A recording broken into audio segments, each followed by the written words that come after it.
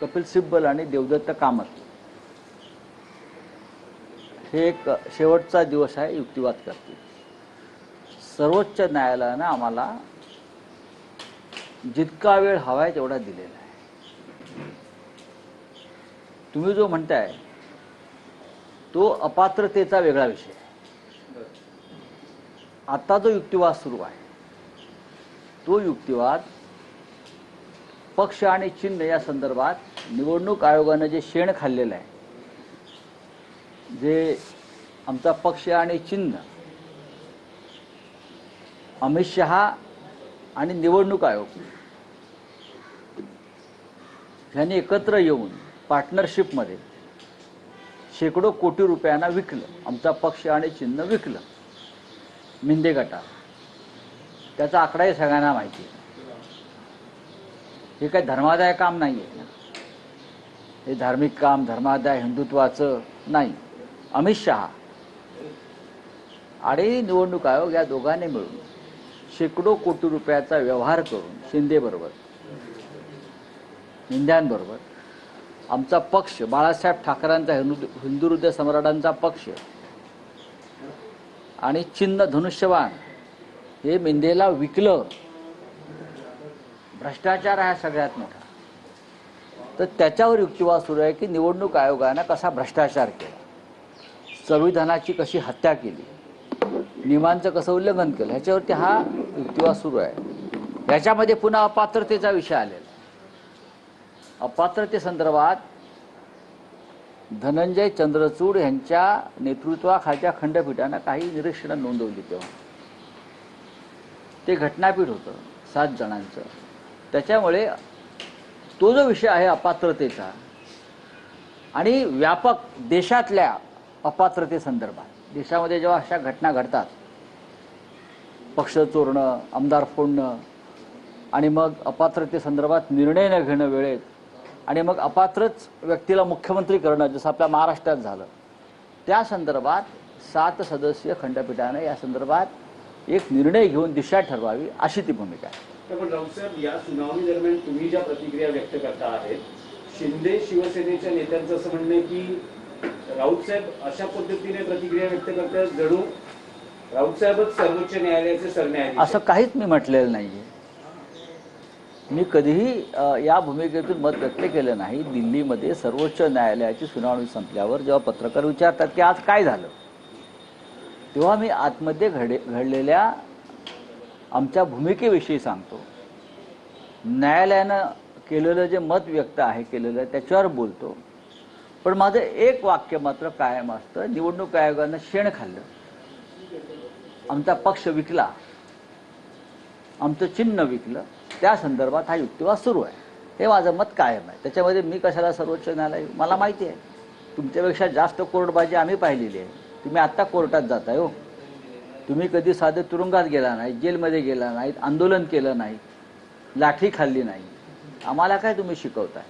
पण राऊत साहेब, तुमच्याकडून जसे ज्येष्ठ विधिज्ञ कपिल सिब्बल आहेत, सलग 5 दिवस सुनावणी आणि त्यांनी जे युक्तिवादात मुद्दे मांडले, शक्यता अशी आहे किंवा पुढच्या काळात शिंदे शिवसेनेचे मांडू द्या ना, न्यायालय आहे, ज्येष्ठ विधिज्ञ असू द्या ना, असू द्या, न्यायालय आहे, दोन्ही बाजू ऐकल्या जातात, दोन्ही बाजू ऐकल्या जातात आणि त्या ऐकल्याशिवाय कोणतंही न्यायालय निर्णय घेत नाही. पण आमच्या प्रकरणामध्ये आमची बाजू ऐकली गेली नाही.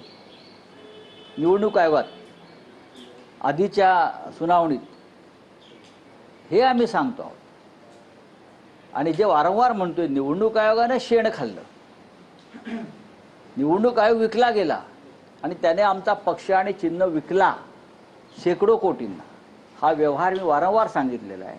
त्याच्यामुळे त्यांना त्यांची बाजू मांडू द्या की आम्ही निवडणूक आयोगाला कसं शेण भरवलं, निवडणूक आयोगाने कसं शेण खाल्लं, आम्ही कोणाकोणाला विकत घेतलं, आम्ही गुवाहाटीला कसे गेलो, हे त्यांना सांगायला पाहिजे त्यांनी. आम्ही तेच सांगितलेलं आहे ना.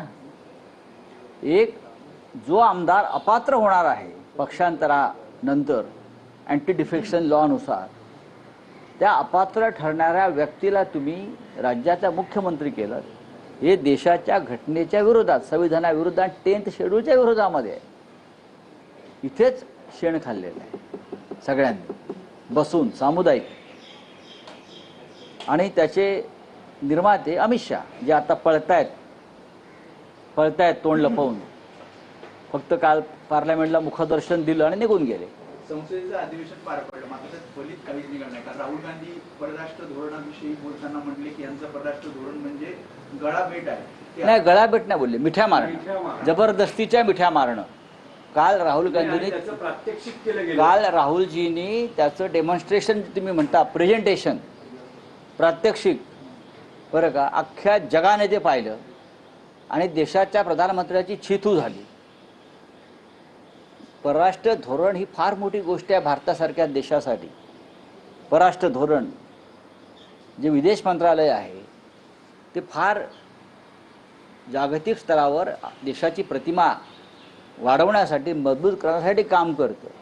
प्रधानमंत्र्यांनी कुठल्याही देशात जाऊन बनावट मेडल्स घेणं किंवा पुरस्कार घेणं AI ने बनवलेले त्यासाठी नाही, किंवा मिठ्या मारणं, घट्ट मिठ्या मारणं आणि त्या समोरच्या राष्ट्रपतीचा श्वास गुदमरणं त्या मिठीमुळे, याला परराष्ट्र धोरण म्हणत नाही. 2 राष्ट्रपतींचा श्वास गुदमरल्यात मला माहीत नाही. नाही पण राऊत साहेब त्यामध्ये इटलीच्या प्राईम मिनिस्टर मेलोनी यांचा उल्लेख झाला. मग त्यात काय झालं? त्यावर आक्षेप घेतलाय भाजपने की अशा पद्धतीने पंतप्रधानांची प्रतिमा डागाळणं हे योग्य नाही आणि आंतरराष्ट्रीय देशाचे स्तरावर प्रधानमंत्र्यांनी अयोग्य मेसेज जातो. देशाच्या प्रधानमंत्र्यांनी या देशाच्या संविधानाची प्रतिमा डागाळली. त्याचं काय? ज्या पद्धतीने डिलिमिटेशन बिल मंजूर होण्यासाठी आजही वेगळ्या वेगळ्या पक्षाच्या खासदारांना फोडण्याचे प्रयत्न सुरू आहेत, हे सुद्धा संविधान गुदमरण्यासारखंच आहे ना, डागाळण्यासारखंच आहे ना. शिवसेना फोडणं, तृणमूल फोडणं, राष्ट्रवादी काँग्रेस फोडणं हे काय प्रधानमंत्र्याचं आणि अमित शहाचं काम आहे का? गृहमंत्र्याचं. काश्मीरला हल्ले होत आहेत, मणिपूर पेटलेला आहे, देशामध्ये अस्वस्थता आहे, तरुण वर्ग चिडलेला आहे, बेरोजगारी वाढली आहे, महागाई वाढली आहे, रुपया घसरतो आहे, देशाची पत जागतिक स्तरावर घसरते आहे. याच्यावरती प्रधानमंत्र्यांना टेलिप्रॉम्प्टरशिवाय बोलता येईल का? या दोघांना भविष्यात म्हणजे 2029च्या आधी जावं लागेल अशी या प्रकारची परिस्थिती जागतिक स्तरावर सुद्धा आहे आणि आपल्या देशात सुद्धा आहे. मोदी आणि शहा जातील. ते म्हणतात की झोपू देणार नाही. राहुल गांधी म्हणतात की झोपू नाही, ते आता झोपतच नाही येत ना. ते आता तरी कुठे झोपतायत? चेहरे बघा दोघांचे काळे ठिक्कर पडलेत. 20 दिवसांनी ते काल पार्लमेंट